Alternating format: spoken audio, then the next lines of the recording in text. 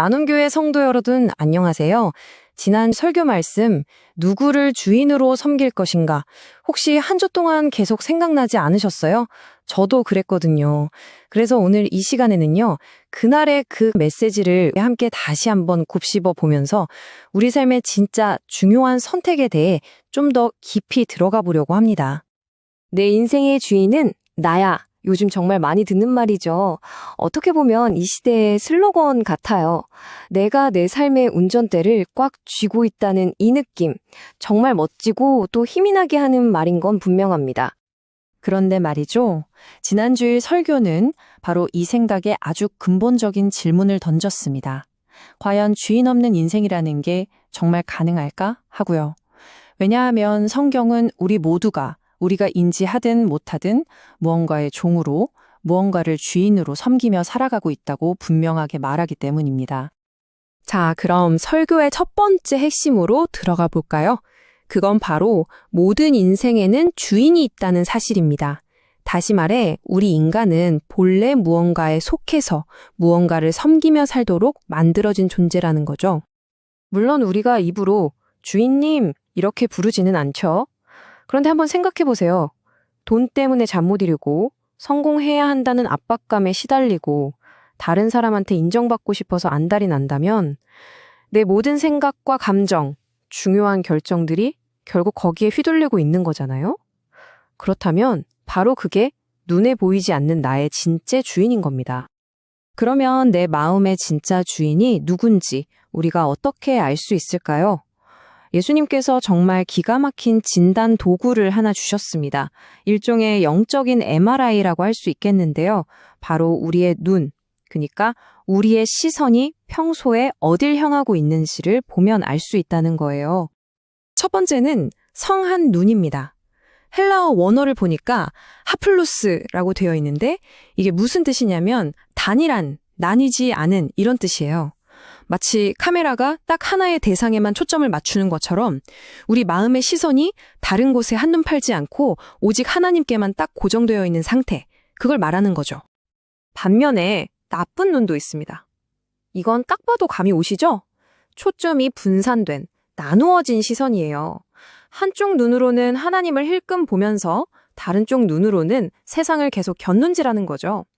이 탐욕 때문에 우리 마음이 막 혼란스럽고 어지러워진 상태를 의미합니다. 이 둘의 차이가 어떤 결과를 낳는지 한번 보세요. 정말 극명하죠.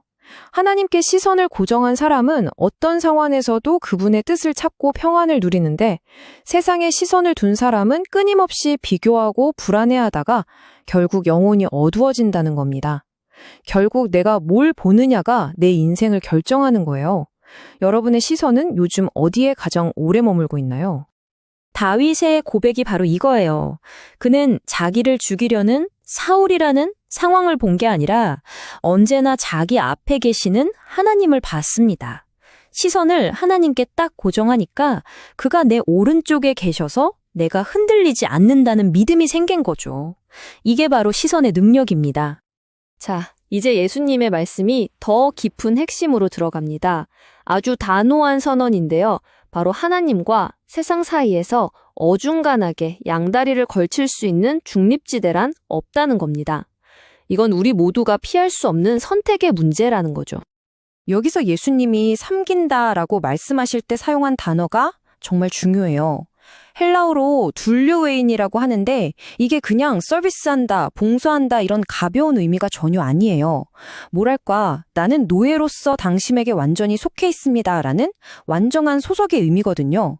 그러니까 이건 아르바이트처럼 잠깐 일해주고 마는 그런 개념이 아니라 내 존재 자체가 누구의 소유인가, 그 소유권에 대한 문제라는 거죠. 아주 근본적인 이야기입니다. 근데 정말 놀라운 건 예수님께서 하나님의 라이벌로 다른 신이나 우상이 아니라 맘몬, 즉 재물을 딱 지목하셨다는 거예요. 왜 하필 돈이었을까요? 돈만큼 우리에게 내가 너의 안전을 보장해 줄게, 내가 너에게 힘을 줄게 라고 속삭이면서 하나님의 자리를 넘보는 강력한 존재가 없기 때문입니다. 가장 교묘한 영적 세력인 거죠. 그래서 예수님께서 이렇게 못을 박으시는 겁니다. 너희가 하나님과 재물을 겸하여 섬기지 못하느니라. 이건 타협의 여지가 없는 영적인 원리예요. 우리는 반드시 둘 중 하나를 진짜 주인으로 선택해야만 합니다. 존 웨슬리 목사님이 이런 뼈아픈 말을 남겼죠. 당신의 지갑이 회개하기 전까지 당신은 진짜 회개한 게 아닙니다. 와, 정말 그렇죠? 내 돈이 어디로 흘러가는지를 보면 내 마음이 진짜로 섬기는 주인이 누군지 가장 정직하게 드러난다는 거예요. 여러분, 우리의 지갑은 지금 누구를 주인이라고 말하고 있을까요? 자, 그럼 이 선택이 우리 삶에 어떤 결과를 가져올까요? 내가 어떤 주인을 섬기느냐에 따라서 우리 삶의 질이 정말 하늘과 땅 차이로 달라집니다. 두 주인이 우리에게 약속하는 미래가 완전히 다르기 때문이에요. 이 표를 한번 보세요. 만몬은 우리한테 더 많은 걸 약속하는 것 같지만 결국 우리를 불안과 염려의 노예로 만들어버립니다. 끝없이 목마르게 하죠. 하지만 하나님을 주인으로 섬길 때 우리는 그분을 주인이라고 부르지만 그분은 우리를 자녀와 친구로 불러주시면서 진짜 자유와 쉼을 주신다는 겁니다. 이게 바로 우리 하나님의 놀라운 초대장입니다. 세상의 주인들은 우리에게 계속 짐을 지우지만 우리 하나님은 말씀하세요. 수고하고 무거운 짐진 자들아 다 내게로 오라. 그리고 내가 너희를 쉬게 하겠다. 우리에게 더 많은 짐을 지우는 분이 아니라 우리의 모든 짐을 대신 져주시고 진짜 안식을 주시는 분, 그분이 바로 우리의 참된 주인이십니다.